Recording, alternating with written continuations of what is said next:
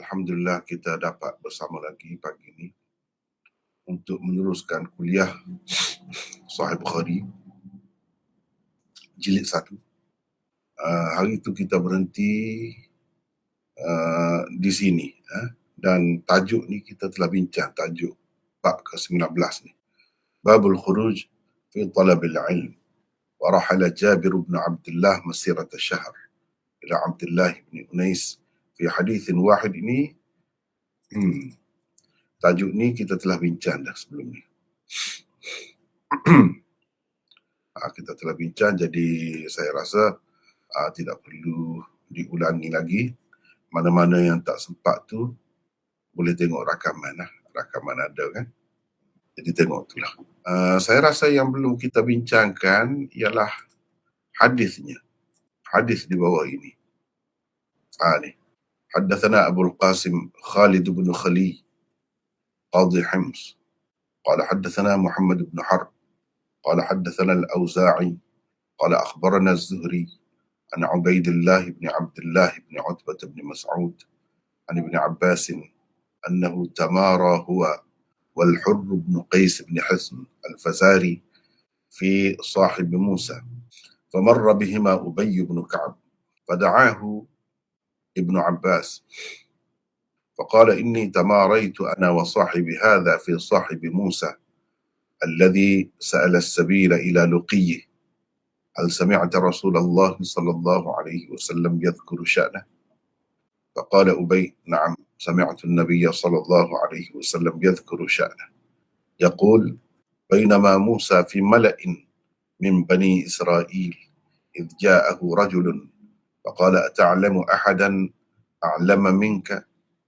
قال موسى لا فأوحى الله عز وجل إلى موسى بلى عبدنا خضر فسأل السبيل إلى لقيه فجعل الله له الحوت آية وقيل له إذا فقدت الحوت فارجع فإنك ستلقاه فكان موسى صلى الله عليه يتبع أثر الحوت في البحر فقال فتى موسى لموسى أرأيت إذ أوينا إلى الصخرة فإني نسيت الحوت وما أنسانيه إلا الشيطان أن أذكره قال موسى ذلك ما كنا نبغي فارتدا على آثارهما قصصا فوجدا خضرا فكان من شأنهما ما قص الله في كتابه. Abu Qasim Khalid bin Khali Qadhi Hims meriwayatkan kepada kami, ini kata Imam Bukhari, katanya Muhammad bin Harb meriwayatkan kepada kami, katanya Al-Auza'i meriwayatkan kepada kami, katanya Az-Zuhri meriwayatkan kepada kami daripada Ubaidillah bin Abdullah bin Utbah bin Mas'ud daripada Ibn Abbas bahawa beliau, yakni Ibn Abbas, bertengkar dengan Hur bin Qais bin Hisn al-Fazari berhubung dengan orang yang dicari oleh Musa. Ibn Abbas berkata dia adalah Khadir. Dalam keadaan begitu, Ubay bin Ka'ab lalu dekat mereka berdua. Ibn Abbas memanggilnya lalu berkata, saya telah bertengkar dengan sahabat saya ini tentang orang yang dicari Musa. Orang yang Musa meminta petunjuk jalan untuk menemuinya. Adakah engkau ada mendengar Rasulullah sallallahu alaihi wasallam menyebut tentangnya? Ubay bin Ka'ab menjawab, ya, saya telah mendengar Nabi sallallahu alaihi wasallam bersabda, ketika Musa sedang berada dalam satu kumpulan Bani Israel, tiba-tiba datang seorang lelaki. Dia bertanya, yakni bertanya Musa, adakah engkau tahu ada orang lain yang lebih alim daripadamu? Musa berkata, tidak ada. Maka Allah mewahyukan kepada Musa, bahkan ada, iaitu hamba kami Khadir. Musa pun meminta petunjuk jalan untuk sampai kepadanya. Maka Allah memberikan kepadanya ikan sebagai tanda. Dan dikatakan kepadanya, bila engkau kehilangan ikan itu, kembalilah semula. Yang ke tempat hilangnya ikan itu. Kerana engkau akan menemuinya. yakni akan menemui Khadir di sana. Musa pun mengikut kesan ikan yang menggelosor ke dalam laut. Murid Musa, iaitu Yusha, pula berkata kepadanya, tahukah kamu tatkala kita mencari tempat berlindung di batu besar tadi, sebenarnya aku lupa ikan itu. Yani aku lupa menceritakan tentang ikan itu. Dan tiadalah yang menyebabkan aku lupa, yakni menceritakan tentang ikan itu, melainkan syaitan. Musa berkata, itulah yang kita cari. Mereka pun berpatah balik mengikut jejak-jejak mereka yang lepas. Kemudian mereka berdua menemui Khadir. Setelah itu berlakulah kisah yang disebut oleh Allah berhubung dengan mereka berdua di dalam kitabnya. Itulah hadisnya. Oleh kerana hadis ini sebenarnya kita telah bertemu dah sebelum ni. Di sini pada bab yang ke-16. Bab ke-16. Di sini kita telah bertemu dah sebenarnya dengan hadis ini. Ni. Akhbarahu an Ibn Abbas annahu tamara huwa wal Hurr bin Qais bin Hisn al-Fazari fi sahibi Musa. Qala Ibn Abbas huwa Khadir.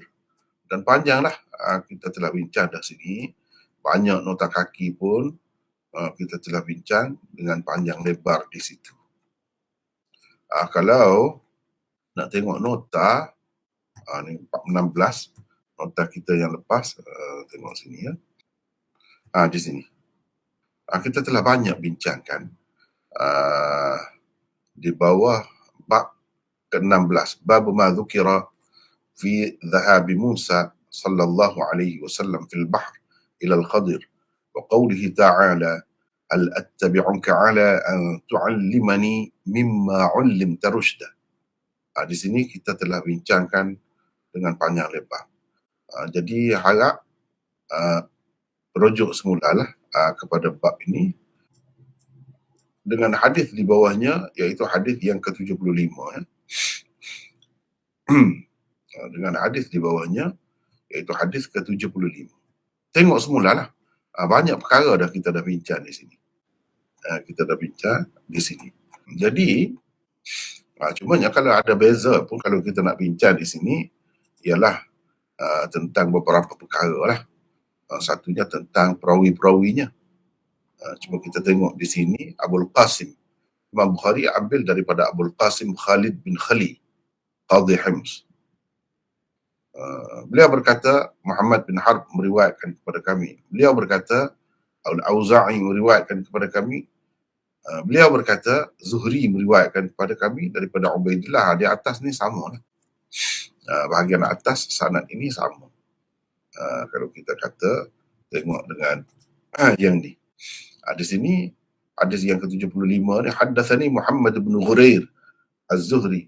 Qala haddathana Ya'qub bin Ibrahim. Qala haddathani Abi an Salih an Ibn Shihab. Jadi daripada Ibn Shihab.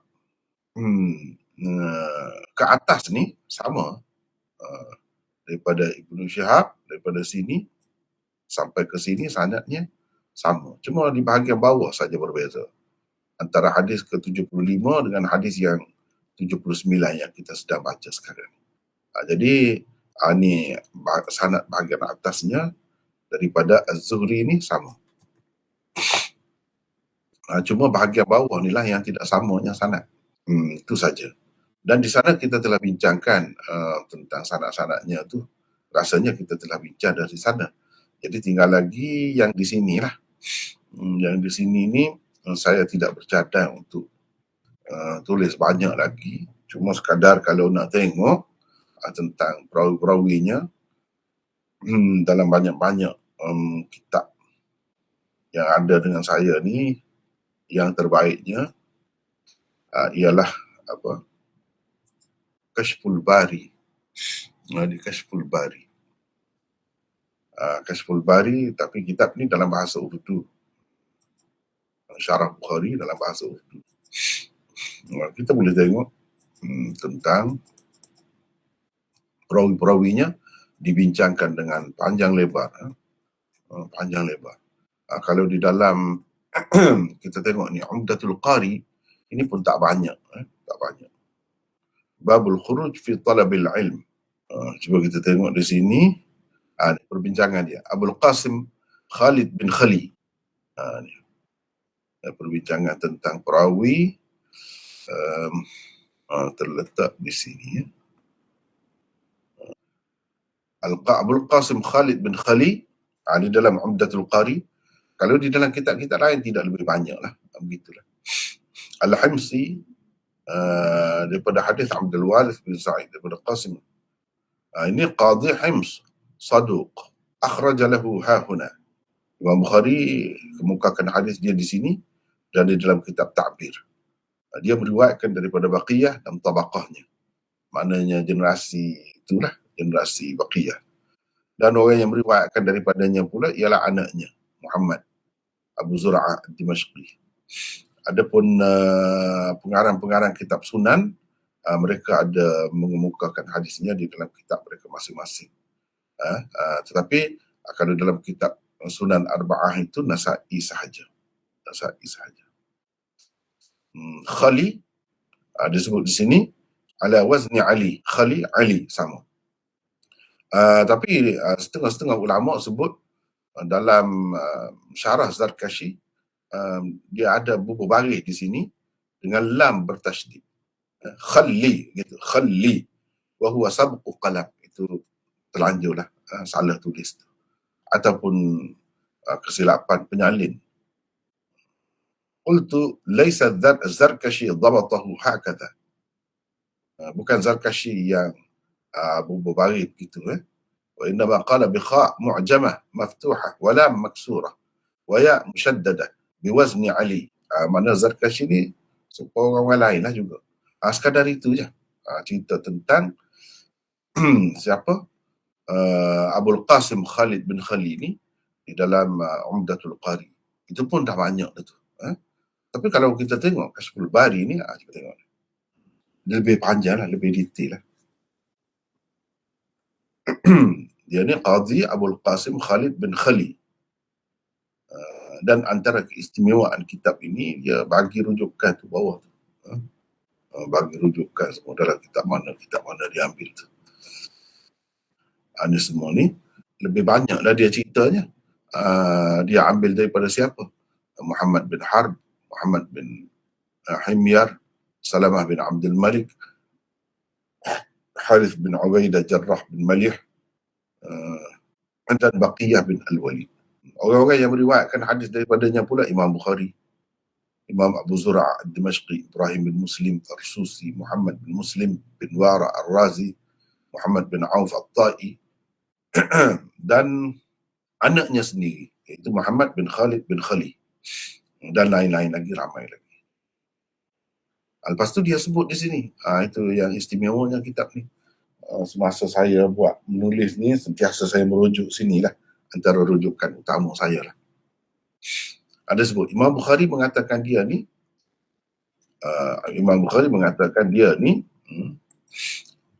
perawi kita ni Abul Qasim Khalid bin Khali ni, Qadhi Hims ni, sebagai saduq, perawi saduq.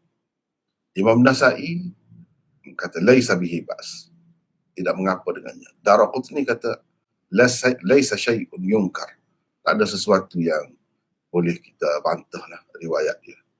Khalili kata thiqah. Imam Zahabi katakan min nubala'il ulama, seorang ulama yang hebat lah. Dia juga berkata thiqah. Ni nombor-nombor ni makna rujukan lah, rujukan di bawah ni dalam kitab mana dia ambil. Ibnu Hibban juga menyenaraikan dia dalam kitab Al-Thiqatnya. Tarikh meninggalnya itu tidak dapat dipastikan. Walau bagaimanapun Imam Zahabi mengatakan kira-kira pada tahun 220. Selepas itu, selepas 220 itu tarikh meninggalnya, dengan pasti tidak dapat disebutkan. Jadi cuba tengok ni lebih detail kan, nak banding dengan yang lain-lain. Kalau Irsyadus Sari, Fathul Bari itu lagi ringkas, kadang-kadang tak ada. Kiranya Umdatul Qari itu lebih banyak lah. Kalau kita tengok di sini pula, Dia tak banyak. Ni Asma'ul Rijal sedikit saja. Asma'ul Rijal ini dalam kitab kita ni dibuat oleh Syah Waliullah. Syah Waliullah. Ni di sini. Kalau di tempat lain, ya. Jadi tak banyaklah, ringkas ceritanya tak banyak. Dalam Kasyful Bari ni paling banyak. Kemudian kita pergi kepada, dia mengambil daripada Muhammad bin Harb. Siapa Muhammad bin Harb? Ni kita tengok di sinilah sebenarnya. Muhammad bin Harb Al-Khawlani Al-Himsi Abrash rahmatullahi alaih. Ni mana telah berlalu dah. Dia sudah ada biografi dia ni sebelum ini. Al-Auza'i adalah seorang yang sangat alim dan faqih Syam. Ini nama dia sebenarnya Abdurrahman bin Amr Al-Auza'i Al-Syami, orang Syam. Kunyahnya ialah Abu Amr. Dan dia salah seorang imam mujtahid, mempunyai mazhabnya sendiri. Pernah mazhab dia ni diikuti oleh ramai orang seketika. Kemudian macam hilanglah, lenyap mazhab dia. Lenyap dari segi pengikut dia, dari segi pendapat-pendapatnya itu banyak. Di dalam kitab-kitab dapat kita ketahui pendapat dia banyak sekali. Disebutkan di dalam kitab-kitab hadis, kitab-kitab fiqh itu banyak. Dan Auza'i ini termasuk dalam tabi'in tabi'in. Dari kalangan tabi'in, gurunya ialah Atha bin Abi Rabah, Qatadah, Nafi' Maula Ibn Umar, Imam Zuhri, dan Muhammad bin Al-Munkadir dan lain-lain.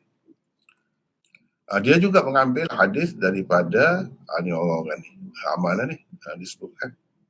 Orang-orang yang meriwayatkan daripada dia pula ni Abu Ishaq Al-Fazari, Ismail bin Ayyash, Abu Dhamra, Anas bin Iyad dan seterusnya. Dia ramai ni. Jadi kita tujuannya, kalau kita rijal ataupun kita hadis yang sebut banyak ni, boleh kita pastikan lah. Kalau orang dakwa anak murid dia misalnya, jadi kita boleh tengok kita rijal betul ke tidak anak murid dia.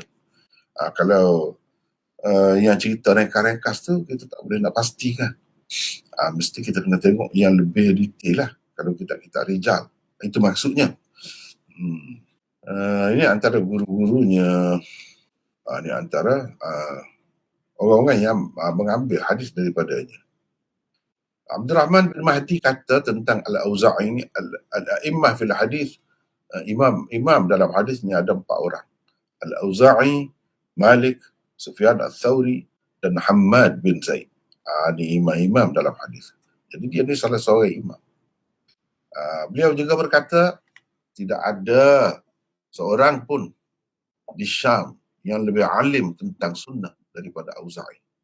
Itu kata Abdurrahman bin Mahdi. Sufyan bin Uyainah berkata, "Kana al-Auza'i imam ahli zamani." Dia adalah imam di zamannya. Imam Bukhari menukilkan kata-kata Isa bin Yunus tentangnya. Dia kata, "Kana al-Auza'i hafizan." Hafiz.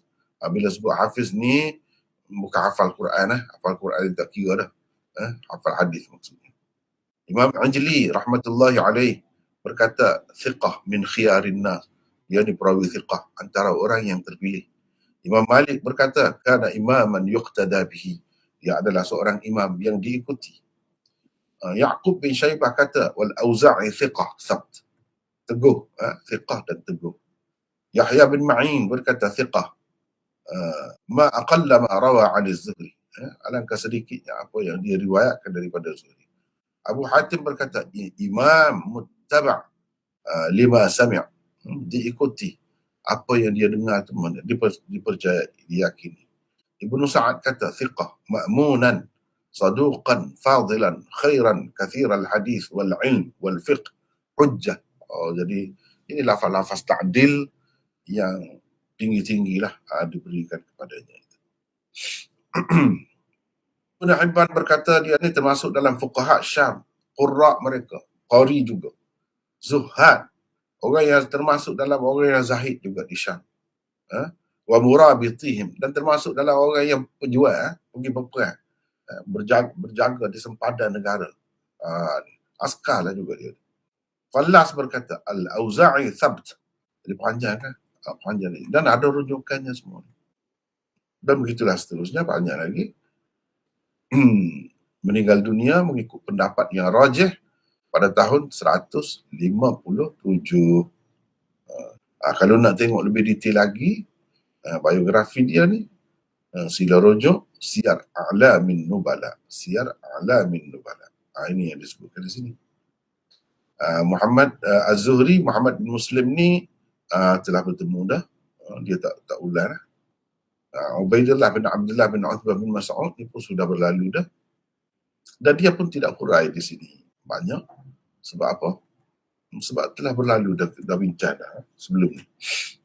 Hadis yang lebih kurang sama, cuma sanad saja berbeza. Walau bagaimanapun, kalau kita perhatikan, Al-Aini cuba membuat perbandingan di antara maknanya riwayat 79 ini dengan riwayat 76 yang sebelum ni. Dalam nota ini, riwayat 75.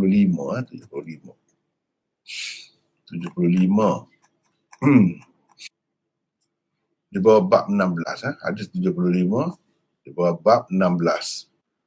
Ni ada perbezaan di sana sini dari segi lafaz yang digunakan itu, walaupun punca asalnya ialah Ibnu Abbas. Jadi perbezaan lafaz di sana sini itu disebabkan perawi-perawinya lah. Dia maknanya dia guna perkataan sebagai ganti satu perkataan yang lain. Yang ni berdasarkan riwayat bil makna itu bolehlah, harus dibuat begitu.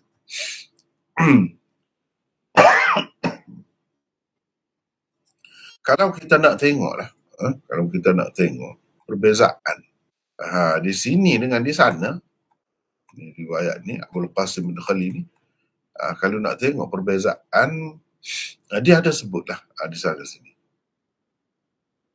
Misalnya, disebut, cuba tengok di sini, nampak ke tidak ni yang saya tunjuk ni? Nampak ya? Cuba tengok di sini. Wa hunaka hal sami'ta an-nabi sallallahu alaihi wasallam wa ha huna hal sami'ta Rasulullah. Nabi dengan Rasulullah tu yang beza. Kalau di sini hal sami'ta an-nabi, cuba tengok perbandingan di antara dua riwayat. Nak ceritanya benda-benda macam ni perlu bagi ulama hadis dia ambil kira tu. Cuba tengok ni. Hal sami'ta Rasulullah sallallahu alaihi wasallam. Adakah engkau telah mendengar Rasulullah sallallahu alaihi wasallam? Ada sebut tentangnya. Sami'ta Rasulullah. Adapun riwayat ni, ni kita nak tengok perbandingan ya. Perbandingan. Hal sami'ta Nabi sallallahu alaihi wasallam? Ni Ibnu Abbas tanya, perkataan tanya Ibnu Abbas tu menggunakan Nabi di sini. Sedangkan dalam riwayat ni 79 Rasulullah. Beza tu. Jadi sebagaimana kita dengar perawi di atas kita riwayat dengan lafaz Nabi, kita kena riwayat lagu tu lah. Kalau perawi di atas kita tu meriwayatkan Rasul di tempat Nabi tu, kita kena sebut begitu. Tak boleh tukar. Jadi ini berdasarkan perawi lah. Perawi lah yang buat begini. Perawi yang buat begini. Ibnu Abbasnya telah berkata begini, salah satu. Sebab ini menceritakan peristiwa yang sama sebenarnya. Jadi salah satu telah digunakan. Mana salah satu kalau kita andaikan Rasulullah ini berdasarkan lafaz asal Ibnu Abbas, ini berdasarkan riwayat bil lafzi. Dan yang sebut Nabi itu riwayat bil makna. Nabi dengan Rasul ni kan sama. Maksudnya Nabi kita lah. Muhammad sallallahu alaihi wasallam. Tak ada pergi dah kepada orang lain. Tapi bagi ulama hadis, perbezaan lafaz itu penting dijaga. Terutamanya perawi-perawi. Perawi dia kena jaga lafaz yang diriwayatkan oleh gurunya. Lafaz macam mana? Ini yang kita boleh lihat perbandingan yang dibuat oleh Al-Aini di dalam kitabnya Umdatul Qari. Itu yang pertama. Yang kedua, dia kata qala na'am sami'tu Rasulullah. Di sini na'am sami'tu Nabi sallallahu alaihi wasallam yadhkuru sya'nahu. Di sini ni maksudnya kita baca sekarang lah 79. Sami'tu Nabi sallallahu alaihi wasallam. Di sini. Di sana tu 75 tadi. Ni 79 ni. Di sini itu maksudnya. Di sana ja'a rajulun. Di sana ja'a rajulun. Fi aktsarir riwayat. Dalam kebanyakan riwayatnya ja'a rajulun. Di sini ja'ahu. Ja'ahu rajulun. Di sana ja'a rajulun. Hu tu tak ada. Apa maknanya? Kalau ja'a datang seorang lelaki. Ja'ahu dia didatangi seorang lelaki. Di sana tu maksudnya hadis 75 tu lah. Dan di sini ni 79. Gitu ya. Di sana idh ja'ahu. Tiba-tiba ia datang kepadanya. Wa hunaka faqala hal ta'lamu ahadan. Hal ta'lamu ahadan. Begitu. Di sana hal ta'lamu, faqala hal ta'lamu ahadan. Di sini faqala ta'lamu ahadan. Tak ada hal tu. Tak ada hal tu. Itu bezanya. Jadi benda ni kepada kita apa ni benda begini ni? Di sini ata'lamu ahadan. Ata'lam. Di sini hal ta'lam. Ata'lamu dengan hal ta'lam sama. Tu sama dengan hal. Adakah? Kalau kita bahasa Melayu, adakah? Apakah? Gitu, sama. Lebih kurang. Tapi nak ceritanya kepada orang yang tak faham, dia kata untuk apa cerita benda-benda ni? Inilah yang dikatakan dhabt perawi. Kalau nak tengok contoh dhabt perawi, ingatan perawi itu tepat sebagaimana yang didengar, ataupun salinan catatan perawi itu sebagaimana yang dia dengar daripada dia catat macam tu. itu maksudnya. Itu maksudnya. Benda-benda ni perlu kepada ulama hadis. Ata'lamu ahadan. Di sana fakana yattabi'ul hut. Di sini fakana Musa yattabi'u athar al-hut. Ikut ikan. Di sini ikut kesan ikan. Ikan tu kan keluar dan pergi ke laut. Di sana faqala li Musa fatahu ara'aita. Di sini faqala fata Musa li Musa ara'aita. Beza riwayat tu. Dan di sini dalam riwayat Ibnu Asakir tamara wal hur. Tanpa lafaz huwa. Tamara huwa wal hur. Tanpa lafaz huwa. Iaitu ataf kepada marfu' muttasil. Bighairi ta'kid bil munfasil. Tanpa ada ta'kid dengan dhamir munfasil. Huwa. Tamara huwa wal hur. Di sana ada. Di sini berdasarkan riwayat Ibnu Asakir. Berdasarkan riwayat orang lain mungkin sama. Gitu. Itu kita kena tengok. Kitab ni lah pula. Kitab ni dia cerita perbezaan nuskhah tu. Ni di sini. Nuskhah ni berbeza. Dia cerita. Dan ini harus di sisi kufiyin. Ni dari segi perbahasan nahwu saya tidak nak sebut banyak lah. Cuma dari segi ulama nahwu kufiyin kata boleh begini, ataf begini. Tamara huwa wal hur.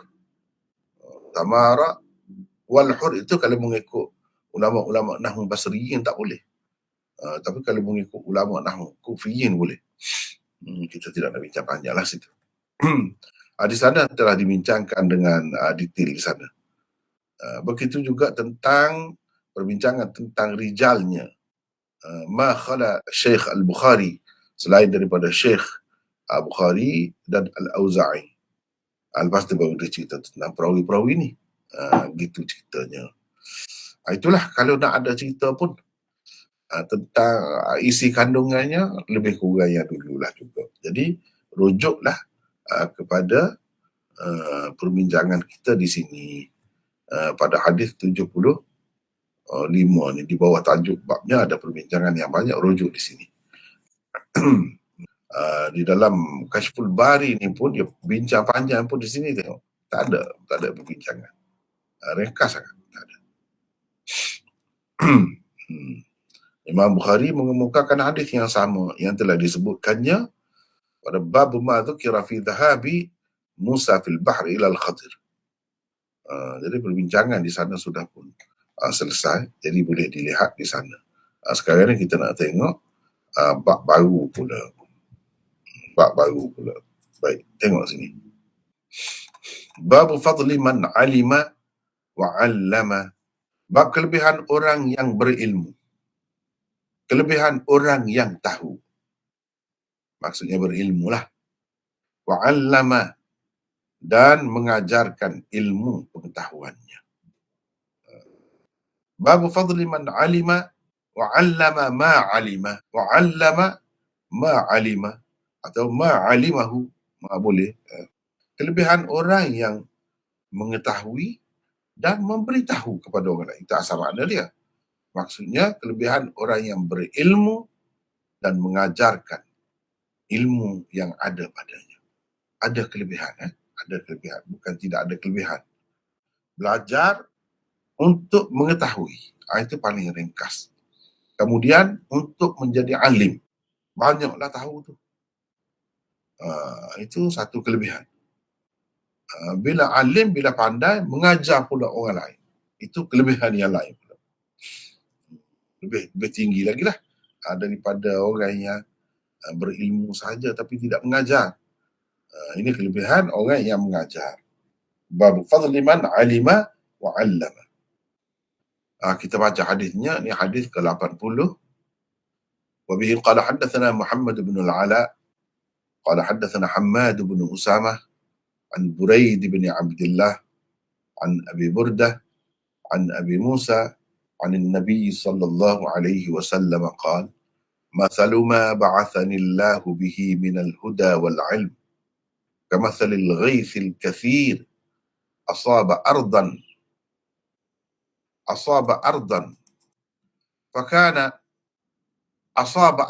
فكان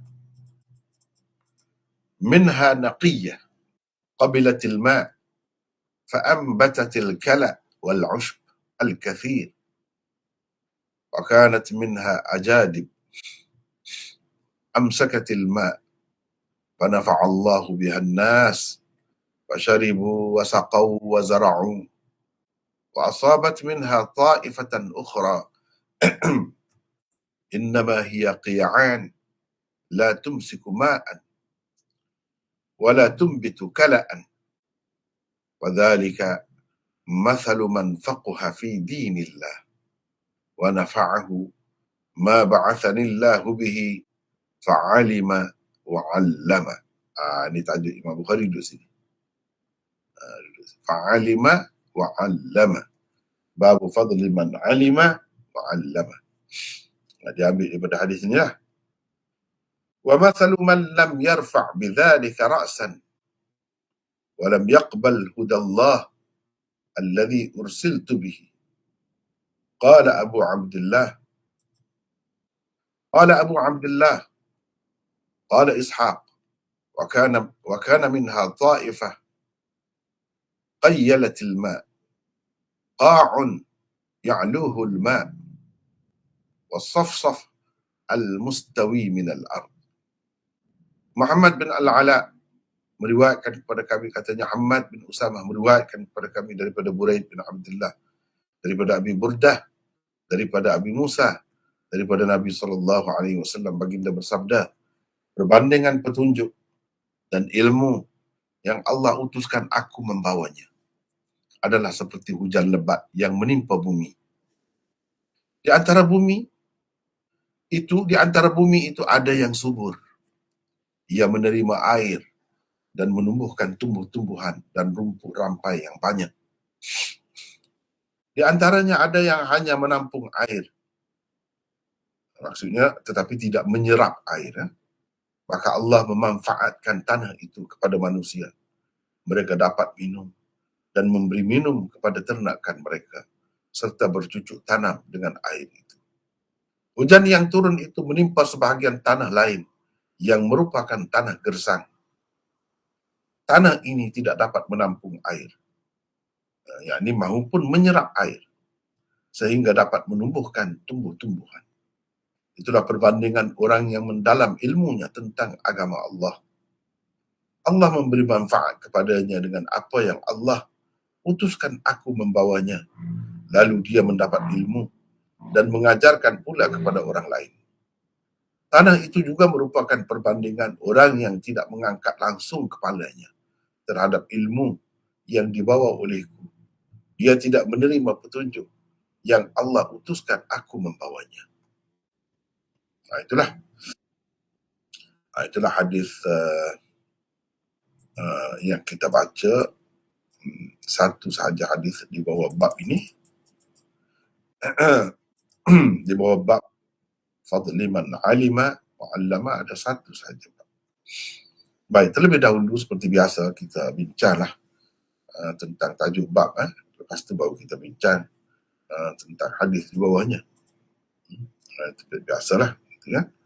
Baik, sekarang ni kita tengok kelebihan orang yang berilmu. Dua. Ini siapa nak baca ni? Saya dah baca dah, banyak dah. Orang lain dah pula baca. Siapa nak baca? Silakan. Assalamualaikum. Waalaikumsalam. Siapa ni? Muhammad Adib Isa. Muhammad Adib daripada mana dah? Melaka. Silakan Muhammad Adib.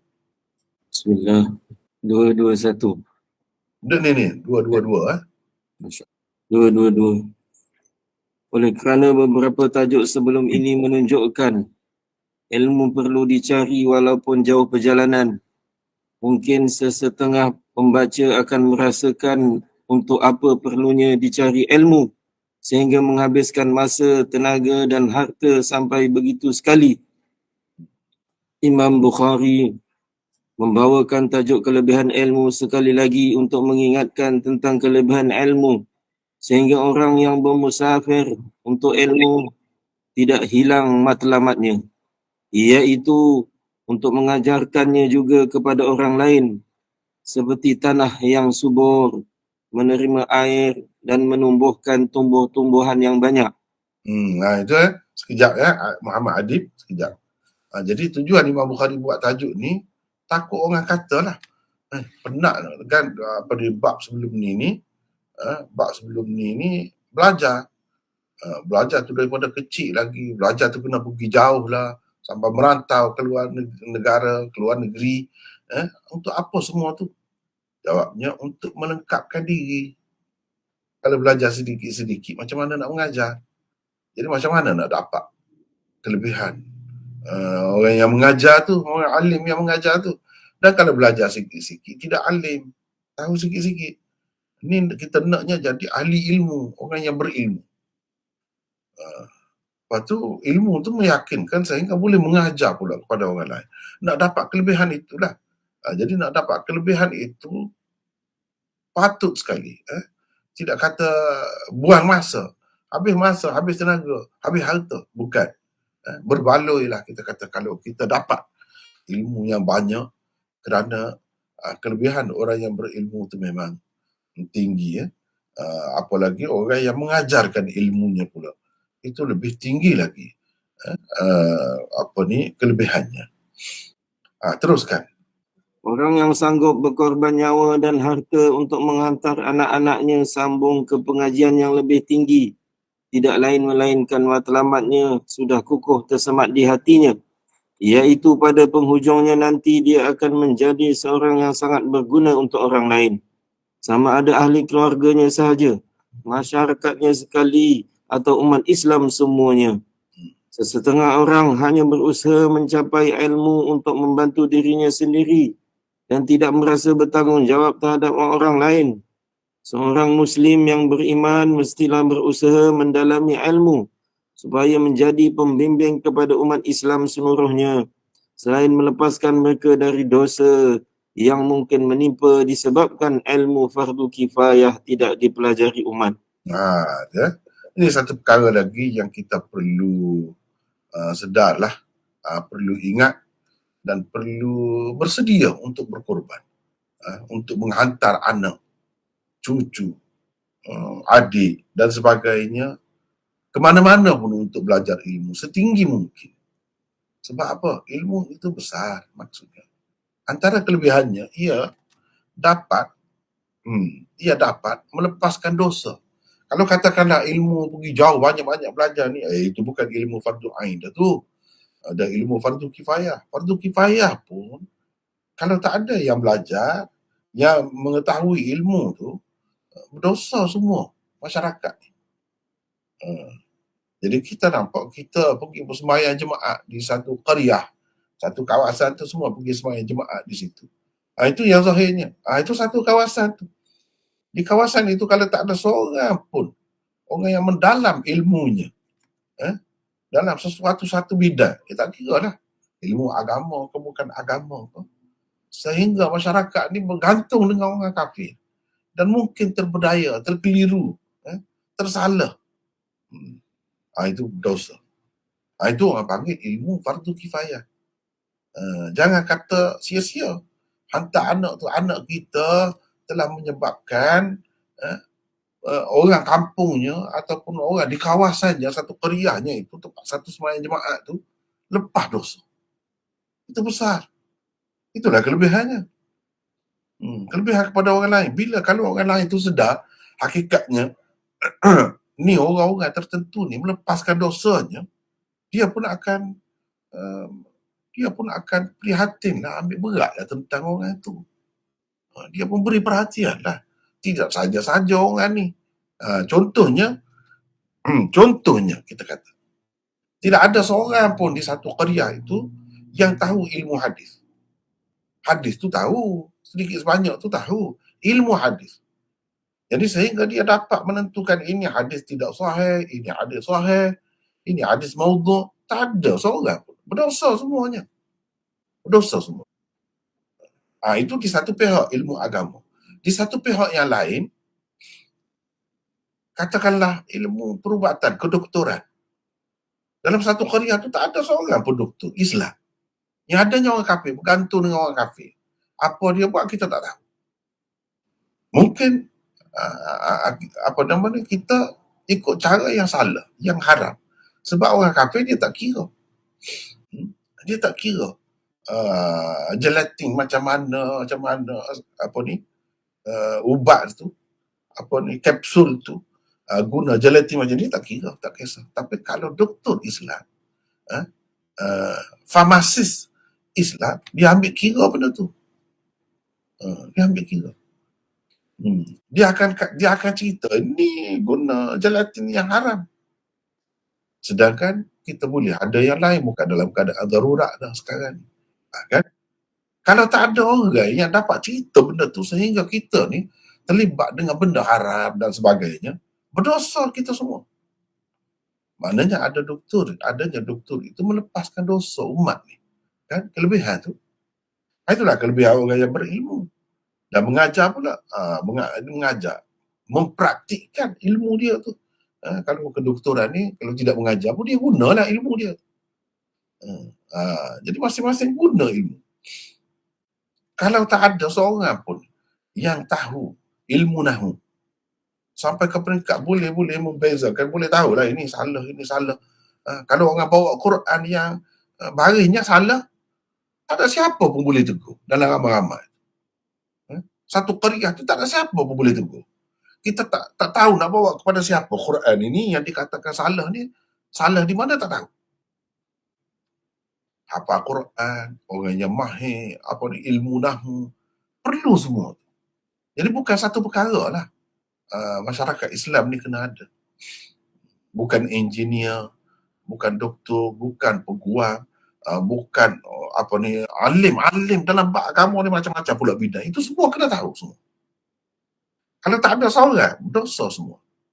Cuma kadang-kadang seseorang tu dia alim banyak perkara, jadi dengan sebab dia seorang tu boleh lepaslah juga. Boleh lepaslah juga kalau dia seorang tu ada beberapa ilmu. Ilmu fardu kifayah ni. Mana kalau ada apa-apa masalah orang boleh rujuk kepada dia. Tak apa juga kalau macam tu. Tapi kalau dia hanya mahir dalam bidang ni dia tak mahir, tak boleh. Dia kena ada semua. Ini berarti masyarakat Islam ni kalau begitu penuh dengan ahli ilmu lah. Penuh dengan cendekiawan. Orang yang bijak pandai dalam berbagai-bagai bidang. Itulah yang dikehendaki sebenarnya. Cuba bayangkan kalau begitulah umat Islam ni tak akan maju lebih daripada orang lain lah. Sebab semua bidang kita ada. Semua bidang kita.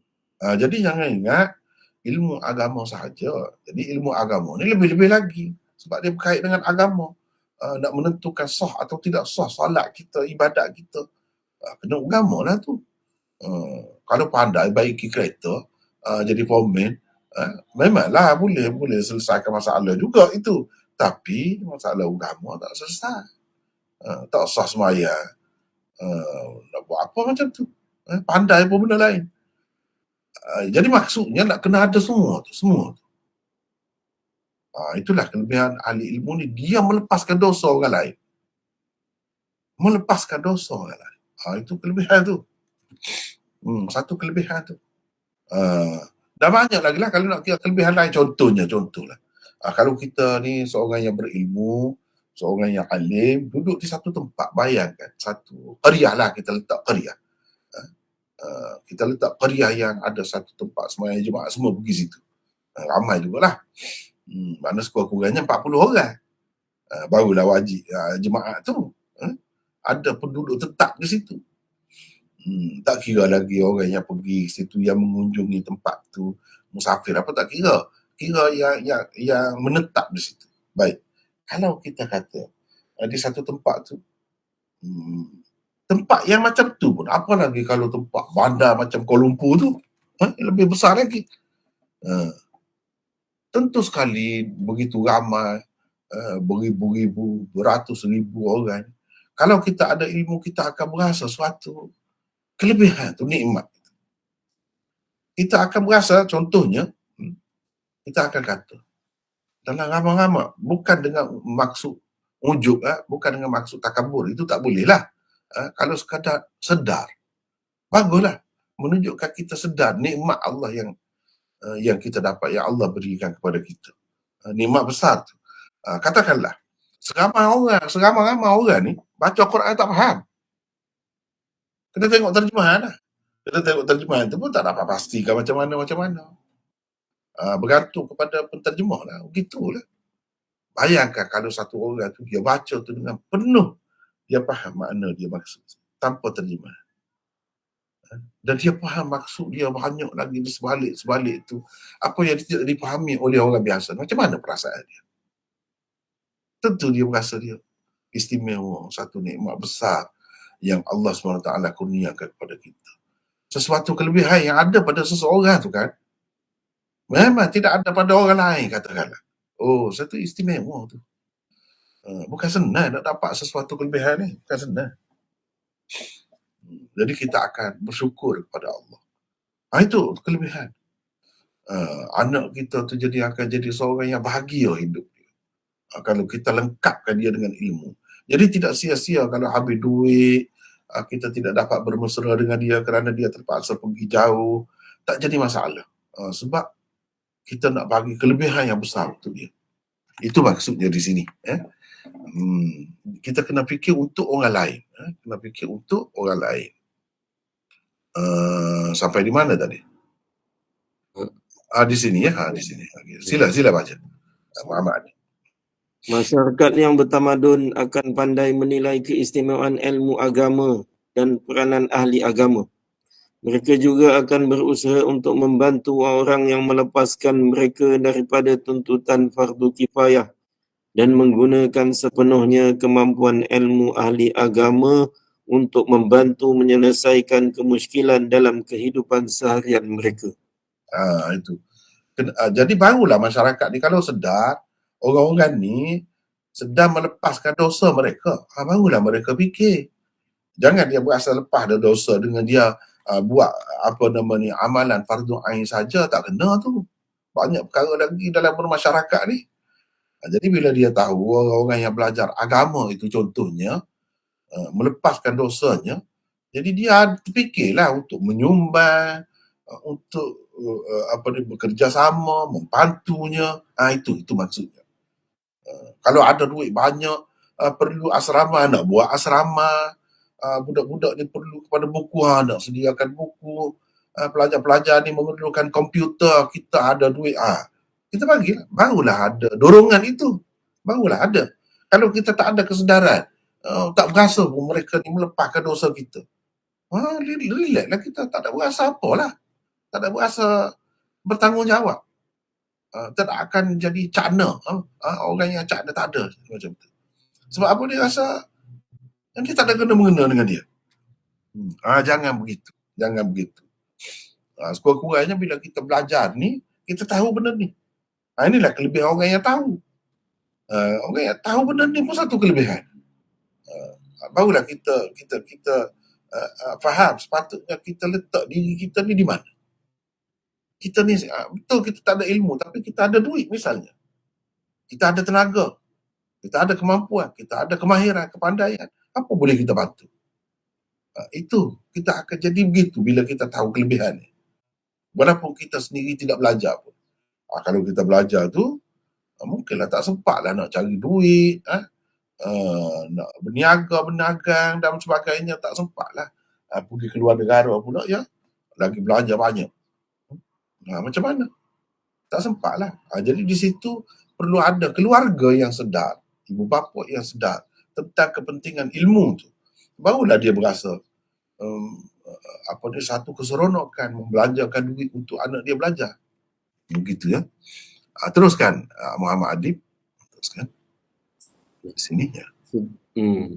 Setelah Imam Bukhari mengemukakan beberapa bab tentang kelebihan ilmu, beliau ingin memberitahu pula kelebihan orang yang menyampaikan ilmu tanpa mengira kepada siapa dan sebanyak mana ilmu yang disampaikannya.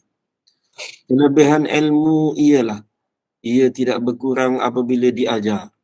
Sebaliknya ia akan semakin bertambah.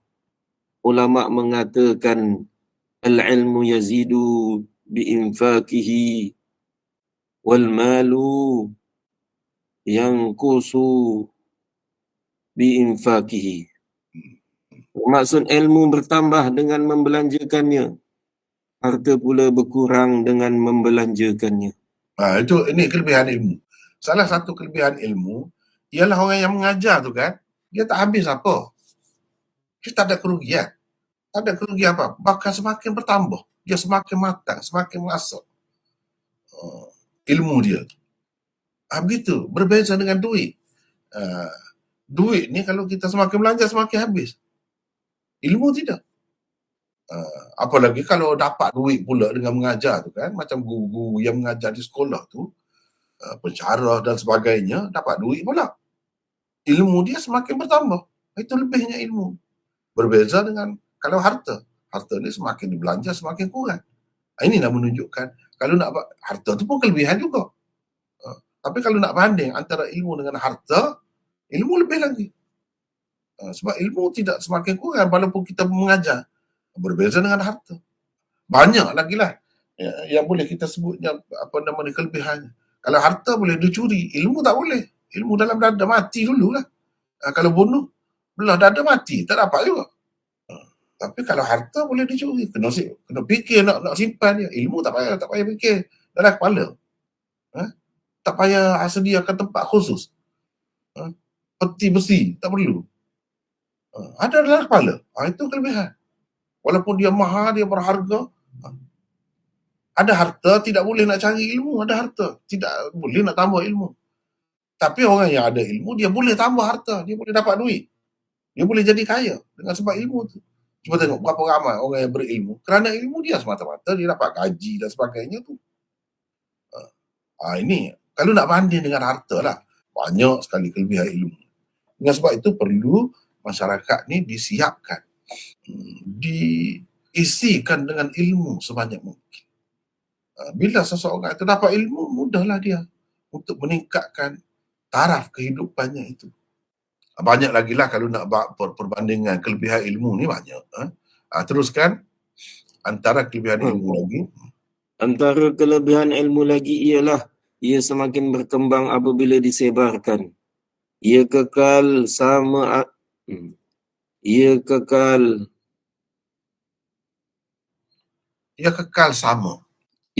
sama. Atau mungkin juga semakin berkurang jika tidak diajarkan kepada sesiapa. Kerana itulah ulama-ulama mengajarkan ilmu dan menulis kitab-kitab kerana mereka tidak tahu bilakah Allah Subhanahu wa taala akan memberikan ilham kepada pelajar-pelajar dan pembacanya untuk menemukan suatu ilmu yang tidak pernah ditemui sebelumnya. Jadi orang yang berilmu ni, dia ni sebagai orang tengah lah. Bila dia ajar kepada orang lain tu, kalau kebetulan dapat anak murid yang baik, dia boleh kembangkan lagi pula ilmu. Dia boleh kembangkan pula ilmu tu. Jadi itu kelebihannya. Kalau kita kata tidak ajar, kalau sebar semakin berkembang. Kalau tidak, ia akan kekal macam tu juga. Atau mungkin semakin kurang kalau kita tak mengajar. Sebab itu orang-orang alim tu dia mengajar. Jadi tujuan apa? Supaya ilmu dia tersebar. Orang lain juga tahu. Dan supaya ilmu dia tidak hilang. Kalau tidak, ilmu boleh hilang. Paling-paling tidak pun dia tak meningkat lah. Duduk gitu, sama keadaannya. Jadi dengan sebab itu perlu disebarkan. Lepas tu kita tak tahu murid kita tu macam mana. Mungkin kita dapat murid yang istimewa, dia sambung lagi usaha kita, kerja kita tu. Sambung lagi kerja kita tu. Kalau guru tidak menulis, katakanlah, anak murid tu jadi penulis yang hebat pula. Itu kerana kita. Dia pula dapat ilmu yang lain pula yang tidak ada pada kita tu kan. Cuba tengok di sekolah-sekolah, guru yang mengajar sekolah rendah, kemudian anak murid dia tu jadi hebat lagi. Lebih hebat lagi daripada dia. Begitu, kita tak tahu. Dengan sebab itu, sebanyak mana ilmu yang ada pada kita, sebarkanlah. Dan di setiap peringkat itu memang diperlukan. Peringkat kanak-kanak perlulah sesuai dengan peringkat itu. Kalau peringkat menengah, sesuai dengan peringkat dia. Jadi perlu ada di setiap peringkat orang yang mengajar itu. Itu kelebihan ahli ilmu. Bukan kata yang mengajar universiti saja perlu. Yang mengajar peringkat menengah, peringkat rendah, peringkat bawah, tadika apa yang kita panggil tadika apa ni semua ni, itu pun semua perlu. Semua perlu. Kalau tak ada peringkat-peringkat ni yang mengajar di bawah ni, yang di atas pun tak boleh mengajar juga. Pasal apa? Pasal tidak ada asas. Asas itu perlu. Jadi ilmu itu di setiap peringkatnya perlu diajar dan ada kelebihan. Sebab apa? Berapa ramai guru yang kemudiannya murid dia tu lebih hebat daripada dia. Dan dia dikenali kerana murid dia. Kalau tidak kerana murid dia, nama dia tidak disebut pun. Begitu sekali kelebihan ilmu. Baca lagi, silakan. Disebut kelebihan orang yang berilmu terlebih dahulu, kemudian barulah disebut mengajar. Kerana orang yang mengajar tanpa ilmu itu tiada gunanya, bahkan boleh jadi membawa kepada penyelewengan dan kesesatan. Jadi ini memanglah lebih mengajar tu, tapi kena berilmu. Berilmu betul. Kalau tidak berilmu jadi salah. Jadi mungkin murid yang kita ajar tu salah. Dia terima. Ataupun jadi sempit kau misalnya fahamannya itu. Walaupun sekecil-kecil benda pun. Contohnya kita kata, dia sebut Sa'id bin Musayyab. Bila orang sebut Sa'id bin Musayyib, dia kata salah. Padahal masih boleh juga begitu. Tu kan? Jadi sempitlah ilmu. Sepatutnya kata kedua-duanya boleh. Sa'id bin Musayyab pun boleh. Sa'id bin Musayyib pun boleh. Padahal benda tu benda kecil ya. Tapi dia jadi keras lah. Sebab dia kata yang tu tak betul. Yang betul satu saja. Padahal kedua-duanya boleh. Jadi itu ilmu tu perlu banyak. Diberi itu dengan lengkap. Kalau tidak lengkap, dia macam-macam jadi akibatnya. Macam-macam jadinya. Macam saya tengok di Malaysia kita ni, di Indonesia pun saya rasa sama juga. Ilmu kalau bab akidah lah usuluddin ini, dia tidak lengkap. Tidak lengkap. Dia belajar tu hanya satu bahagian, satu aliran sahaja. Lama-lama bila begitu, generasi demi generasi diajar begitu, bila dibawa aliran yang lain terkejut. Terkejut. Bahkan dia menganggap itu salah. Lalu berlakulah tuduh-menuduh sesama masyarakat ni, sesak menyesatkan. Padahal Yang itu pun tidak salah, yang ni pun tidak salah. Boleh diguna kedua-duanya. Ada kalanya yang kita kata salah itu sebenarnya lebih baik daripada kita. Itu pun kita tak tahu. Betapa tidak sempurnanya ilmu yang disebarkan. Jadi menyebabkan fitnah dalam masyarakat. Atau ilmu itu diajar yang tak betul. Setengah orang dia kata, kalau tak ada guru, belajar dengan syaitan. Kalau ada guru, bukan guru tu tak betul mengajar, tak ada lebih baik juga daripada syaitan tu, lebih kurang lah. Kalau menyebabkan jadi berlakunya penyelewengan dalam pemahaman itu dan berlakunya kesesatan, tak ada guna ada guru pun. Orang yang sudah mempunyai kemampuan, dia boleh baca sendiri dengan tepat, dengan baik, itu pun seperti berguru. Walaupun gurunya penulis tu dah mati beribu tahun dah. 1000 tahun lebih dah mati Imam Bukhari itu. Tapi orang boleh baca lagi. Kalau dia ada ilmu alat yang cukup, boleh. Tidak salah pun. Berguru dah tu kira tu. Berguru dengan orang yang sudah mati dah, macam mana? Sebab itu penting kita belajar ilmu-ilmu alat tu supaya kita baca tu betul, faham betul. Tidak salah faham. Kalau tidak boleh jadi salah faham. Itu maksudnya. Baiklah. Kemudian dan mengajarkan ilmu pengetahuannya. Ni 2, 3. Ni nota lain pula di sini. Jadi setelah tahu tu, setelah alim tu, dia mengajar pula. Itulah yang lebihnya. Kelebihan, kalau berilmu saja, Imam Bukhari tidak nak di sini. Yang Imam Bukhari maksud tajuk ni, kelebihan orang yang ada ilmu dan dia mengajar. Bukan kelebihan orang yang ada ilmu saja. Itu lebihlah juga. Nak banding dengan orang tak ada ilmu tu. Tetapi orang yang ada ilmu dan mengajar, itu lebih lagi. Dan itulah yang Imam Bukhari maksudkan di sini. Naknya macam itulah. Naknya macam itu. Maknanya kita ni belajar, jangan sekadar belajar gitu saja. Dia boleh bagi kepada orang lain juga. Termasuk dalam umum hadis Nabi SAW, al-yadul ulya khairun minal yadis sufla. Tangan yang di atas lebih baik daripada tangan yang di bawah. Apa maksudnya? Yang memberi lebih baik daripada yang menerima. Luas tu maksudnya. Zahirnya yang menerima tu benda lah. Duit ke apa ke. Yang menadah tangan tu duduk di bawah. Yang bagi tu bagi sebelah atas. Dia tidak bagi ikut bawah. Kita kata dia daripada sebelah atas biasanya. Jadi yang memberi itu lebih baik. Sama juga kalau yang belajar dengan yang mengajar, mana lebih baik? Lebih baik, lebih utama orang yang mengajar. Sebab dia memberi. Dia bukan sekadar menerima. Jadi kita ni jangan selama-lamanya menerima. Biar sampai satu peringkat kita juga pandai memberi. Pandai memberi. Gitu maksudnya. Jadi memberi dalam bab ilmu ni mengajarlah. Kalau dalam bab duit itu, memberi itu bagilah. Bagi duit tu. Menerima tu, terima duit tu. Kalau dalam bab-bab lain, sama juga. Pengguna dengan pengeluar. Biar kita jadi pengeluar. Itu lebih baik daripada jadi pengguna sahaja. Jadi nak jadi pengeluar tu mestilah kita ada sesuatu yang istimewa. Yang istimewa, terutama sekarang ni zaman mesin, zaman kilang ni banyak keluar. Nak keluar.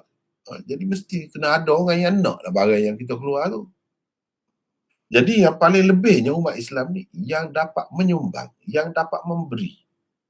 Bukan yang menerima. Ya, mula-mula tu memanglah kena terima. Anak-anak mestilah terima daripada ayah. Mula-mula masa kecil tu mana nak pergi cari sendiri rezeki melalui ayahnya lah. Begitu. Tetapi sampai satu peringkat dia kena menyumbang. Jangan menumpang sahaja.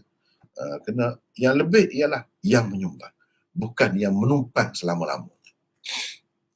Jadi kita nak di sini ada sesiapa lah baca pula, orang lain pula siapa? Silakan. Saya tak ada nampak pun seorang peserta ni. Mana orang yang nak baca ni? Silakan. Saya baca lah. Ya, silakan. Siapa ni? Izzuddin. Izzuddin. Silakan Izzuddin. 223 tak? 223. Ilmu yang dimaksudkan di sini ialah ilmu yang dibawa oleh Rasulullah sallallahu alaihi wasallam, bukan ilmu lain. Ia dijelaskan lagi di dalam hadis yang dikemukakan oleh Imam Bukhari di bawah bab ini. Sabda baginda, Allah memberi manfaat kepadanya dengan apa yang Allah utuskan aku membawanya. Lalu dia mendapat ilmu dan mengajarkan kepada orang lain. Kelebihan ilmu secara bersendirian telah banyak disebutkan oleh Imam Bukhari. Tetapi kelebihan sebenar yang sepatutnya dicapai oleh seorang ahli ilmu ialah dengan mengajarkan ilmu yang dipelajarinya kepada orang lain pula. Itu setakat itu ya. Baiklah. Lepas tu habis kita pergi kepada hadis pula. Muhammad bin Al-Ala. Siapa, setakat ini saya belum masukkan lagi biodata ataupun biografi perawi-perawinya ni. Kalau kita nak tahu sama ada, boleh tengok di sini Umdatul Qari ni, bab fadli man alima wa 'allama. Di sini Muhammad bin Al-Ala, kalau nak tahu di sini bayanu rijalihi, keterangan tentang perawi-perawinya, ada 5 orang perawinya di sini. Yang pertama Muhammad bin Al-Ala Ibnu Quraib Al-Hamdani Al-Makni bi Abi Quraib. Kunyahnya Abu Quraib. Dia lebih terkenal dengan kunyahnya Abu Quraib. Rawa anhul jama'ah wa akharun. Ke-6 kitab utama hadis tu, pengarang ke-6 kitab utama hadis tu meriwayatkan hadisnya. Dan selain daripada mereka juga meriwayatkan hadisnya. Dia ni perawi saduq la ba'sa bihi wa huwa mukthir. Dan dia ni perawi yang banyak meriwayatkan hadis. Mukthir itu makna banyak meriwayatkan hadis. Qala Abu al-Abbas Ibn Sa'id zahara lahu bil Kufah 300,000 hadis. Mana dia ingat hadis ni. Di Kufah tu sebanyak 1,300 hadis. Dia ingat. Dan meninggal dunia pada tahun 248. Ini kalau di dalam kitab Umdatul Qari. Boleh ditengok sini ya. Boleh tengok sini. Tetapi macam saya sebut tadilah, kalau dalam kitab Kashful Bari itu dia lebih banyak lagi, lebih detail lagi tentang perawi-perawi ini. Tak apalah, kita tengok di sini sekurang-kurangnya. Abu Usama Hammad bin Usama bin Zaid Al-Hashimi Al-Qurashi Al-Kufi Maula Al-Hasan bin Ali, ataupun selainnya. Maula ni makna hamba yang dibebaskan. Dia terkenal dengan kunyahnya Abu Usama, lebih terkenal begitu. Dia meriwayatkan daripada Buraid dan lain-lain. Dan banyak meriwayatkan daripada Hisham bin Urwah. Dan ia mempunyai 600 hadis. Antara orang yang meriwayatkan hadis daripadanya ialah Syafi'i, Imam Syafi'i, Imam Ahmad dan lain-lain. Dia ni Abu Usama ni thiqah, thabtan, saduqan, hafizan, hujjatan, ikhbariyan. Ikhbariyan ni ahli sejarah dia ni juga. Jadi ini lafaz ta'dil yang diberikan kepadanya. Ada diriwayatkan daripada beliau bahawa beliau berkata, aku tulis dengan kedua jariku ini. Dengan jariku inilah maksudnya 100,000 hadis. Dia tulis dengan tangannya. Meninggal dunia pada tahun 201 ketika berumur 80 tahun.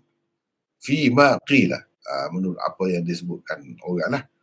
Di dalam Sahihain ini, orang yang menggunakan kunyah ni tidak ada selain daripada dia. Abu Usama, dialah Abu Usama, iaitu Hammad bin Usama. Tak ada orang lain.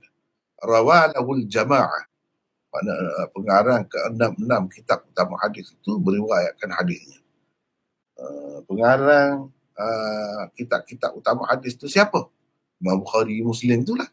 Abu Dawud, Tirmizi, Nasa'i, Ibnu Majah. Itu maksud al-jama'ah. Maksud al-jama'ah. Kalau kita tengok di sini, di tarajim rijal, dia lebih panjang. 161 tahun kelahirannya. Apa ni, guru-guru dia lebih ramai lah disebut. Murid-murid dia pun lebih ramai juga. Dan kata-kata ulama tentangnya itu dikemukakan lebih banyak. Itu bezanya daripada yang tadi. Meninggal dunia pada tahun 248. Ini Muhammad bin Al-Ala. Hamad bin Usamah, adalah Abu Usamah Hamad bin Usamah. Dia meriwayatkan hadis daripada orang ni. Lepas tu orang-orang ni pula meriwayatkan hadis daripadanya. Lepas tu orang yang memuji dia kata apa tentang dia, boleh dilihat di sini. Panjang, lebih detail lah. Nak bandingkan dengan yang tersebut di dalam Umdatul Qari, Syarah Al-Aini tadi.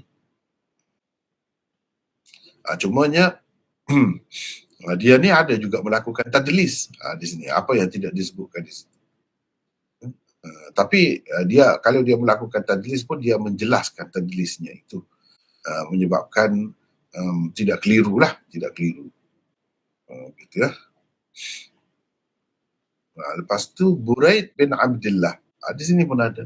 Kalau kita tengok Umdatul Qari lebih ringkas, lebih ringkas.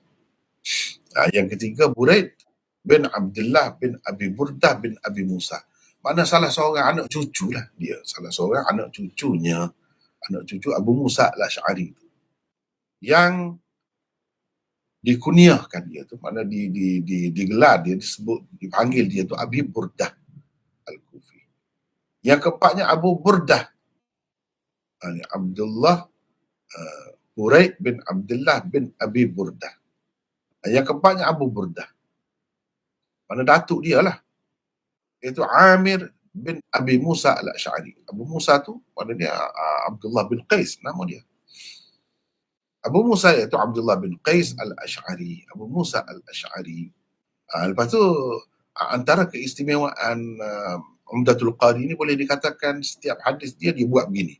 Berbeza dengan Fathul Bari. Fathul Bari itu ada kelebihannya, tetapi setengah-setengah kelebihan itu tidak ada. Dia ada pada Umdatul Qari, lebih istimewa lagi. Antaranya bayan lataif isnadnya. Dia ada sebut sudut-sudut seni isnadnya itu. Antaranya di dalam sanad dia ni ada lafaz tahdits, menggunakan lafaz tahdits, ada juga menggunakan lafaz an-anah. Ada lafaz tahdits, ada an-anah. Cuba kita tengok ni. Haddatsana pun ada, an pun ada. An ini an-anah lah ni. Haddatsana ni lafaz tahdits. Mana ada diguna lafaz tahdits, ada juga diguna an-anah. Wa minha anna Buraidan yarwi an jaddihi wa jaddihi an abihi. Buraid meriwayatkan daripada datuknya, dan datuknya meriwayatkan daripada ayahnya. Maknanya riwayat anak cucu lah, riwayat satu keturunan. Baik, kita pergi kepada hadisnya. Baginda sallallahu alaihi wasallam bersabda, perbandingan petunjuk dan ilmu yang Allah utuskan aku membawanya. Perbandingan adalah seperti hujan lebat yang menimpa bumi. Jadi Nabi kata ilmu yang dia bawa dan petunjuk yang dia bawa ni, kalau nak diumpamakan, bolehlah kita umpamakan, kita bandingkan dengan hujan. Hujan yang menimpa bumi, hujan yang turun dari langit tu, kita kata mana-mana tempat pun dia menimpa tempat tu bumi tu. Jadi bumi yang ditimpa hujan tu ada 3 macam. Begitu juga dengan manusia, dengan ilmu dan petunjuk yang dibawa oleh Rasulullah. Ini ada 3 macam. Ada 3 macam. Di antara bumi ada yang subur. Jadi bumi ni ada yang subur. Karena manusia ni pun, kalau kita nak nisbahkan dengan Nabi tu, ada 3 macam juga. Ada yang subur jiwa dia, mana dia terima beriman dan terima ilmu Nabi SAW dan mengajar pula ilmu Nabi. Kalau tanah yang subur, dia terima apa dia hujan itu. Lepas tu masuk dalam bumi itu, dalam tanah itu. Kemudian dia mengeluarkan pula tanaman-tanaman. Menghasilkan pula tanaman-tanaman. Ia tidak menerima begitu saja, tidak.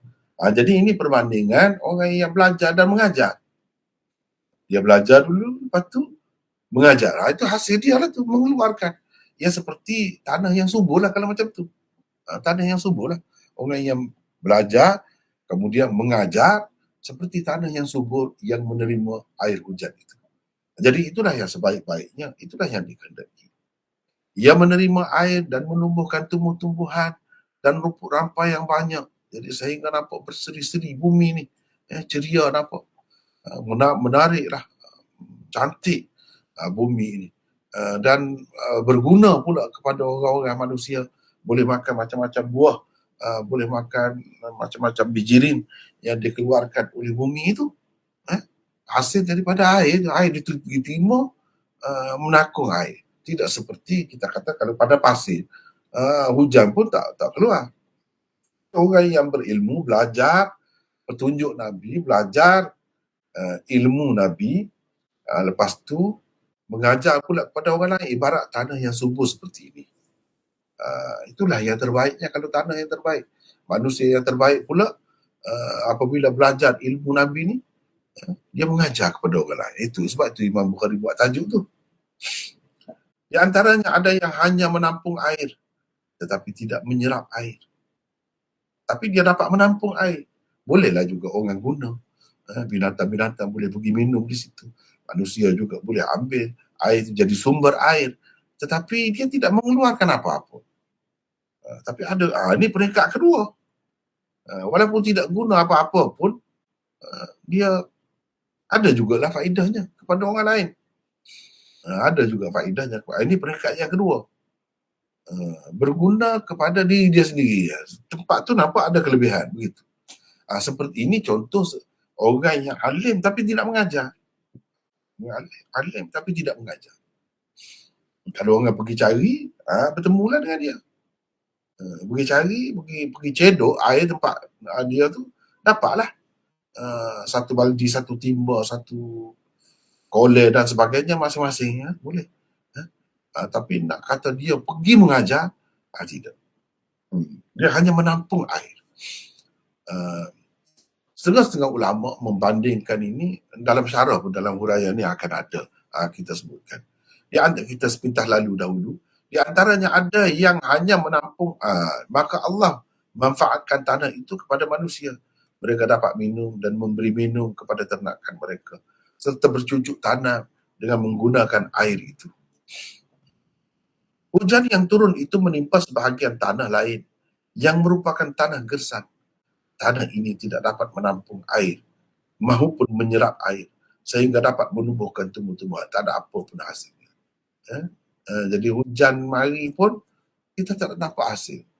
Orang nak boleh tumpan kau sebab dia menakung air pun tidak juga. Dia menyerap air hujan tu dan mengeluarkan tumbuh-tumbuhan pun tidak juga. Jadi ini yang paling rugi. Kalau kita mengambil kira ilmu Nabi dan petunjuk Nabi, Islam yang dibawa oleh Nabi itu, tiba-tiba tak berguna apa-apa pun kepada dia. Tak berguna apa-apa pun kepada dia. Ini sebenarnya orang kafir ni. Sifat orang kafir. Tidak berguna apa-apa, rugilah macam tu.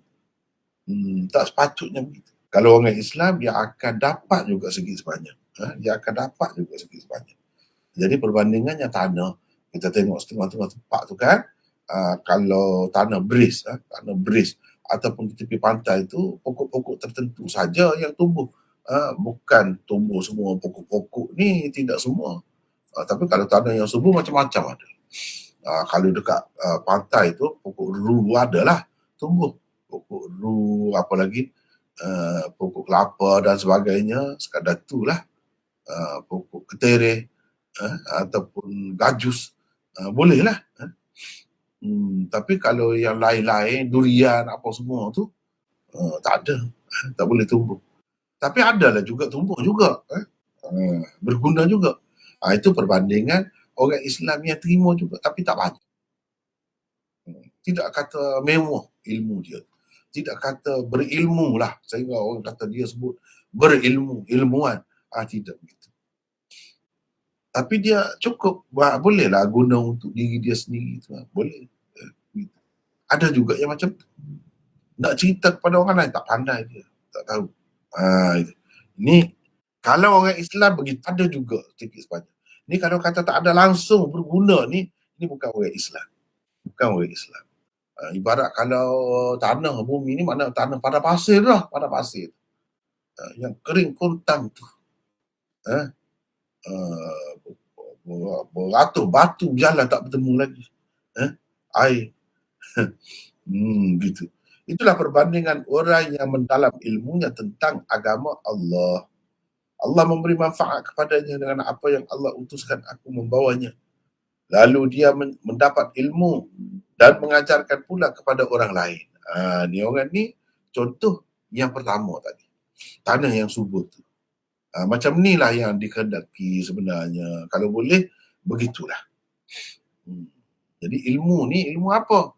Nabi buat perbandingan. Perbandingan ilmu dan petunjuk yang Allah utus aku membawanya. Jadi ini tentulah ilmu agama sebab Nabi SAW tidak mari untuk mengajar ilmu perubatan, ilmu engineering dan sebagainya, tak ada. Yang dia mengajar ni ilmu ni. Jadi ilmu ni lah yang dimaksudkan, yang dimaksudkan di sini. Tanah itu juga merupakan perbandingan orang yang tidak mengangkat langsung kepalanya terhadap ilmu yang dibawa olehku. Dia tidak menerima petunjuk yang Allah utuskan aku membawanya. Jadi kita ada nota di sini. Panjang juga ni. Nota ni. Panjang pun tidak sepanjang mana. Kita habiskan sajalah. Siapa nak baca sini? Silakan. Saya baca mana? Siapa ni? Hafiz. Hafiz di mana ni? Dekat Singapura ni, Kedah. Ya, silakan. Nota 225. Ya. Rasulullah SAW menyebut petunjuk dan ilmu dari Allah Subhanahu Wa Taala itu sebagai dua perkara berasingan. Kerana petunjuk Allah Subhanahu Wa Taala itu berfaedah juga kepada seseorang walaupun dia bukan seorang yang alim. Kerana apabila seseorang itu beriman, dia telah mendapat satu kelebihan, ketenangan dan kedamaian hidup. Boleh jadi dia menyampaikannya kepada orang lain pula atau sekurang-kurangnya kepada zuriatnya sendiri. Keistimewaan mengajar petunjuk Allah disebutkan oleh Rasulullah SAW sabdanya, wallahi an yahdiyallahu bika rajulan khairul laka min ay yakuna laka runna'am. Gini ya. Wallahi la an yahdiyallahu bika rajulan khairul laka min an yakuna laka humrun na'am. Silakan baca teruskan. Bermaksud, demi Allah, jika Allah memberi petunjuk kepada seseorang melalui kamu, itu lebih baik bagi kamu daripada memiliki unta merah. Ini dalam satu riwayat. Dalam satu riwayat yang lain, khairul laka minad dunya wa ma fiha. Lebih baik lagi daripada-mu, lebih baik lagi bagimu daripada dunia dan segala isinya. Kalau orang dapat petunjuk kerana kita. Ini petunjuk kita terima daripada Nabi Islam, petunjuk maknanya. Kita sampaikan, ajarkan petunjuk, sampaikan kepada orang lain dan orang lain masuk Islam kerana kita. Inilah kelebihannya. Baik, teruskan. Ilmu Allah Subhanahu Wa Taala disebut selepas petunjuknya sebagai isyarat, ia tidak wajib diketahui. Ia juga boleh jadi tidak berfaedah kepada orang yang tidak alim secara zahirnya. Tetapi ia masih berfaedah kepada orang lain yang lebih alim, tetapi hanya yuballighi syahidal ghaibat fa inna syahida asa ay yuballighu man huwa au alahu minhu. Gitu. Bermaksud hendaklah orang yang hadir. Sekejap yuballighi syahidul ghaib. Fa inna syahida yuballighi syahidul ghaib minhu. Gitu. Teruskan. Bermaksud hendaklah orang yang hadir menyampaikan kepada orang yang tidak hadir, kerana ia, yakni orang yang hadir ini, diharapkan akan menyampaikannya kepada orang yang lebih mengerti daripadanya tentang apa yang disampaikannya itu. Dalam ilmu hadis, ada ulama yang tidak sempat menghuraikan isi hadis dan hanya mengumpul hadis-hadis yang sahih sahaja. Ada juga ulama-ulama yang tidak mengumpul hadis tetapi menghuraikannya isinya Menghuraikan isinya seperti imam-imam mujtahidin yang mengembangkan ilmu hadis, memberi maksud hadis, pengajaran dan hukum-hukum yang diperolehi dari sesuatu hadis. Daripada Lepas suatu hadis itu.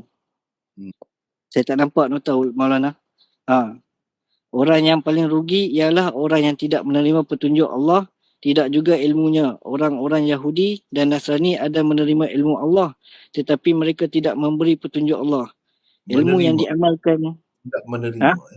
mereka tidak menerima petunjuk Allah.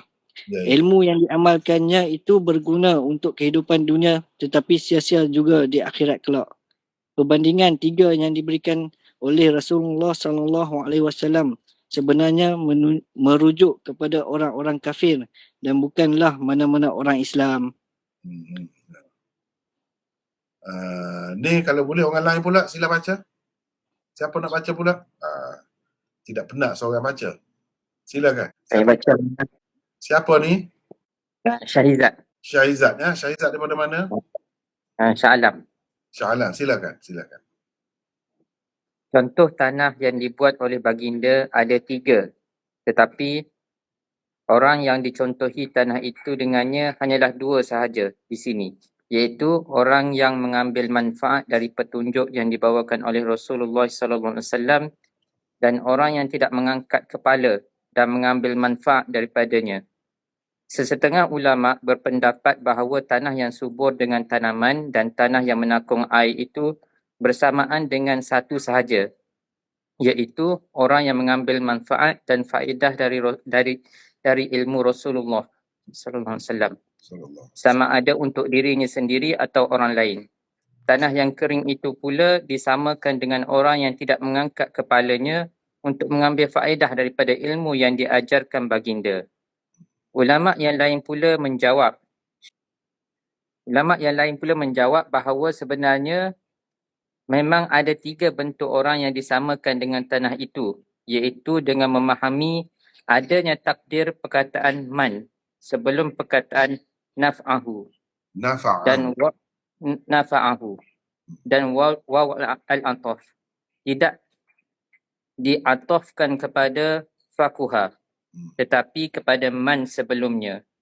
Sabda Rasulullah SAW itu ditakdirkan begini: Mathalu man fakuha fi dinillahi wa man nafa'ahu ma ba'athanillahu bihi fa'alima wa 'allama. Jadi man itu ada takdir man di sini. Yang saya buat dalam kurungan ini, kalau kita takdirkan man di sini jadi 3 lah. 3 juga. Perbandingan dibuat untuk 3 golongan. Bukan 2 sahaja. Gitu. Ada ketiga-tiganya di sini. Teruskan. Menjadikan bahagian pertama ialah orang yang mendalam ilmunya tentang agama Allah Subhanahu Wa Taala. Kedua ialah orang yang ilmu Rasulullah SAW bermanfaat untuknya sehingga setelah dia mengetahui, dia boleh mengajarkannya pula kepada orang lain. Yang ketiga pula sebagaimana disebutkan di dalam hadis. Kemudian ini berkata Ishaq Ishaq bin Rahawai. Di sini 228. Menakung air. Ini boleh dilihat di sini lah. Saya rasa kita berhenti setakat dulu. Assalamualaikum Maulana. Waalaikumsalam warahmatullahi wabarakatuh. Hardi. Ya, saya Maulana. Ya. Saya nak tanya tentang pendapat Maulana pasal Abu Hanifah. Memandangkan saya rasa Maulana orang yang paling terbaik sekali lah yang tahu pasal Abu Hanifah di Malaysia ni, sebab Maulana kan beraliran Deobandi. Jadi betulkah Abu Hanifah menolak 400 hadis ahad? Apakah pandangan hadis ahad di pandangan Abu Hanifah? Yang kedua, betulkah Abu Hanifah ada menolak hadis sahih yang riwayat daripada Sufyan Ibnu Uyainah dengan Hamad? Dan yang ketiga, apa pendapat Maulana tentang kritikan Ibnu Abdul Bar terhadap Abu Hanifah? Itu saja. Terima kasih Maulana. Ya, akhir-akhir ni ada sahabat kita apa ni, Ustaz Muhib Khawli tu, saya rasa terlanjur dia tu. Memang silap lah. Saya pun tak setuju. Bukan begitulah sebenarnya. Jadi macam kalau yang ditanya tadi tentang hadis ahad apa semua, hadis ni banyak sebenarnya. Kalau seorang imam yang besar macam tu tolak hadis, mana ketepikan hadis kerana dia utamakan hadis lain, saya rasa tidak pelik. Tidak pelik sebenarnya tu. Bukan bermakna dia anti hadis lain, Ni dia ketepikan hadis itu. Contohnya Imam Abu Hanifah menolak ataupun tidak menerima hadis sembahyang sunat selepas asar. Dia tak terima, sedangkan ada hadis tu. Dan Imam Syafi'i pakai, imam lain pakai. Dia tak pakai. Sebab apa? Sebab dia utamakan hadis lain. Gitu. Jadi tolak hadis ni dengan arti begitu. Dia pakai hadis lain. Bukan makna tolak semua hadis tak. Semua hadis ahad dia tak terima. Bukan begitu. Dia tarjihkan hadis lain. Iaitu hadis Nabi SAW larang kan sembahyang selepas subuh dan selepas asar. Dengan sebab itu bagi dia walaupun sembahyang yang ada sebab pun tak boleh juga pada masa itu. Sebab dia lebih utamakan hadis tadi, hadis larangan itu. Hadis ada sebab ni macam mana? Misalnya kita berwudu, kan ada sunat wudu lepas asar. Tak boleh sembahyang. Walaupun ada sebab. Kalau tak ada sebab tu lagilah. Sembahyang jenazah misalnya. Sebab kan kita nak sembahyang jenazah ni, kita nak ke bumi, tak boleh. Dia kena tunggu lepas maghrib. Ataupun kalau nak sembahyang sebelum tu lah, ke bumi tu boleh selepas asar. Nak sembahyangkan dia tu kena sebelum asar. Jangan selepas asar. Itu bagi dia. Padahal orang lain ada terima pun. Banyak saya tak boleh. Kalau 400 tu tak banyak. 400 tu tak banyak lagi. Biasa je tu. Memang wajar. Betul. Yang kedua tadi apa tadi? Hardi? Pasal hadis yang ditolak, hadis daripada riwayat Sufyan Ibnu Huyainah dengan Ahmad yang ditolak oleh Abu Hanifah. Yang ketiga, pandangan Maulana tentang kritikan Ibnu Abdul Bar terhadap Abu Hanifah. Jadi tentang tidak terima tu mungkin ada sebab lain, bukan kerana peribadi. Setengah-setengah ulama ni dia tak terima riwayat seseorang tu kerana dia tu peribadi tu. Macam tadi kita baca hadis tu, perawi dhaif. Jadi tak mahu terima riwayat dia tu kerana dhaif dia tu. Bukan kerana sebab lain. Jadi kalau macam Imam Abu Hanifah tak terima orang-orang yang seperti ini, kita tidak boleh anggap kerana dia pandang orang ni tak bagus dari segi peribadi dia. Orang ni ada masalah lah, orang ni berdusta ke apa ke. Tidak, sama sekali tidak begitu. Kalau imam-imam yang besar ni tidak begitu. Kalau ada pun ada sebab lain lah. Ada sebab lain. Sebab lain tu misalnya dia lebih tarjihkan hadis orang lain. Itu boleh. Macam antara sama sahabat pun kita nak tarjihkan sahabat ni daripada sahabat. Kita nak pilih pendapat sahabat ni. Boleh. Apatah lagi orang lain. Kita tidak terikat dengan satu orang gitu. Lepas tu Ibnu Abdul Bar tadi, macam mana Ibnu Abdul Bar tu? Ada kitab yang mengkritik pasal Abu Hanifah. Saya tak ingat nama kitab Ibnu Abdul Bar tu. Dia kritik ni kan biasa. Kritik ni biasa. Macam Khatib Baghdadi kritik Imam Abu Hanifah dalam kitab dia Tarikh Baghdad, itu biasa. Tapi dengan adanya kritikan macam tu tidak akan menjejaskan kedudukannya. Tidak akan menyebabkan dia ni jadi perawi dhaif ke. Tidak jadi begitu. Sebab ini ulama-ulama yang sudah disepakati dah boleh dikatakan begitu. Dan kalau ada orang-orang yang kritik pun ada orang yang jawab. Bila jawab tu selesai masalah. Contohnya orang kata Imam Abu Hanifah ni tak berapa pandai bahasa Arab. Kalau kita fikir secara logik, orang yang diterima sebagai imam mujtahid oleh sekian ramai dalam dunia ni, semua mahir-mahir bahasa Arab, karang kitab berpuluh-puluh jilid, takkanlah dia anggap imam dia yang dia ikut tu tak pandai bahasa Arab. Takkanlah macam tu.